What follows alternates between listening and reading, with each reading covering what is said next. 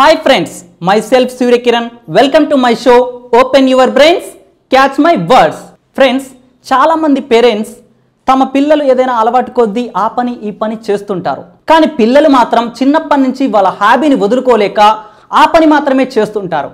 దాని గురించే ఇప్పుడు తెలుసుకుందాం. ఓకేనా friends, let's start our episode. హాబీలను ప్రోత్సహించాలి. తమ హాబీలను వదలకుండా కొనసాగిస్తున్న యువత నేడు చాలా తక్కువ మంది ఉంటున్నారు.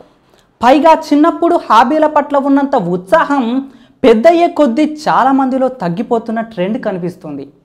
దీనికి తల్లిదండ్రులతో పాటు విద్యారంగంలో పెరిగిన పోటీ వాతావరణం కూడా ఒక కారణం. ఎప్పుడూ చదువు, ఇతర ఒత్తిడులతో నలిగిపోయే యువతకు వేసవి ఆట విడిపో. ఈ టైంలోనే తమ హాబీలకు వారు మరింత పదును పెడుతుంటారు.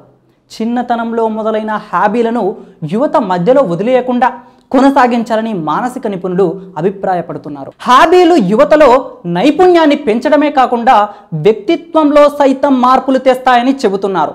కొంతమంది తల్లిదండ్రులు తమ పిల్లలకు ఉన్న హాబీల వల్లనే సరిగా చదవడం లేదని అనుకుంటారు. హాబీలు దీర్ఘకాలం నష్టం చేస్తాయనుకుంటారు. ఇవి పూర్తిగా తప్పుడు అభిప్రాయాలని నిపుణులు చెబుతున్నారు. హాబీల వల్ల అనలిటికల్ నైపుణ్యం పెరుగుతుందట. వారిలోని శక్తియుక్తులను పాజిటివ్గా ఉపయోగించుకుంటారట. కానీ యువతల్లోని హాబీలకు ఇవ్వాల్సినంత ప్రాధాన్యం తల్లిదండ్రులు ఇవ్వడం లేదని మనస్తత్వ నిపుణులు వాపోతున్నారు. పిల్లలు తమ హాబీ గురించి చెప్పినప్పుడల్లా తల్లిదండ్రులు శ్రద్ధగా వినాలంటున్నారు. అలా వినడం వల్ల పిల్లల్లో ఆత్మవిశ్వాసం పెరుగుతుందని చెబుతున్నారు. చిన్న వయసులో కానీ యుక్త వయసులో కానీ వారికి నచ్చిన దానిని చదవనివ్వాలని, వారు ఇష్టాయిష్టాలకు ప్రాధాన్యత ఇవ్వాలని నిపుణులు సూచిస్తున్నారు.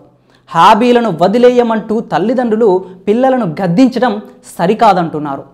తల్లిదండ్రులు తమ ఇష్టాయిష్టాలను పిల్లల మీద రుద్దడానికి ప్రయత్నించవద్దని చెప్తున్నారు. పిల్లలకు నచ్చిన హాబీని కొనసాగించడంలో తల్లిదండ్రుల ప్రోత్సాహం ఎంతో అవసరం. చూసారు కదా ఫ్రెండ్స్, పెద్దయ్యాక ఆ రంగంలోనే వాళ్ళు ఒక పెద్ద స్థాయికి వస్తారని గుర్తుంచుకోండి. ఆ హాబీల పట్ల వాళ్ళని ప్రోత్సహించండి.